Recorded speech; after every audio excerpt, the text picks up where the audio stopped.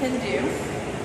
I'm going to start with these two here. And just do a quick presentation. Now you guys, I want you all to ask me questions, please, because it will make this a whole lot easier. So if I'm skipping over anything and you want to know something, please ask me. Alright, I'm going to make this one with no tails. I'm learning all the ribbon lingo because I am a hairdresser. I'm not a ribbon expert. I'm sure you guys can make better bows than me, but I'm going to show you how I do it. So what I'm going to do is I'm going to fold this in half.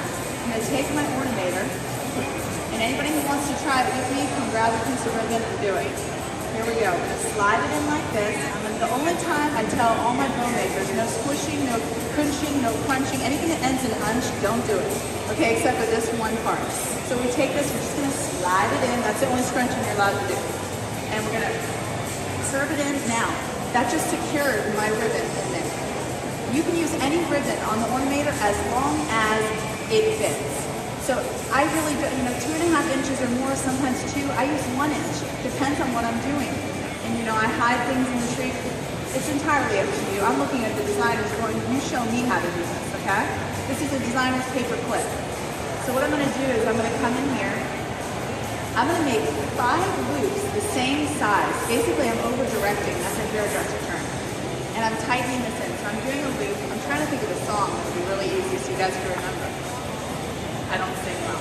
I won't do that to you. Okay, so we're going to go 1, 2, 3. Now I'm going to go edge, in, and I'm bringing this around. No scrunching, bunching, nothing. I'm just grabbing this edge and bringing it around. What does that allow me to do? That allows me to use more fabric. Because if I bunch this in, I'm going to run out of space and my bow's going to fall apart. And what happens if you don't tie your bow tight enough? It falls apart. So nothing's perfect. So 1, 2, 3, we're going to do, this is number 4. You can see how I'm stacking them. Edge in, around, and lock it in. One more. Edge in, bring it around, lock it in. And it is this easy. I'm going to go 2 fingers down, like this. And then I'm going to go edge in, bring it around, and lock it in. Then I'm going to go down 2 finger widths. Now the reason I'm doing that, I kind of came up with a formula because I figured if I showed people a different, like an absolute formula that works, you could teach anybody how to make bows. So edge in, bring it around, lock it in. Now what I just did is I created an arc. Okay, so what is that going to do? It's going to make a round bow. We don't want linear, but well maybe you do, but I don't want a linear bow. I'd rather have something that's big, full, and fluffy.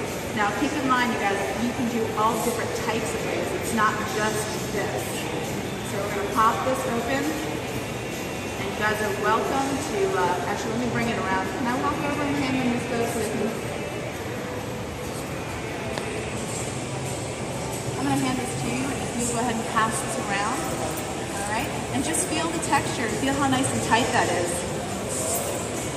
Now I can make a bow like that in less than 7 seconds. I'm not saying that that's important, but just so you know. And you're welcome to pull it apart, play with it. I'll send another bunch around also. We have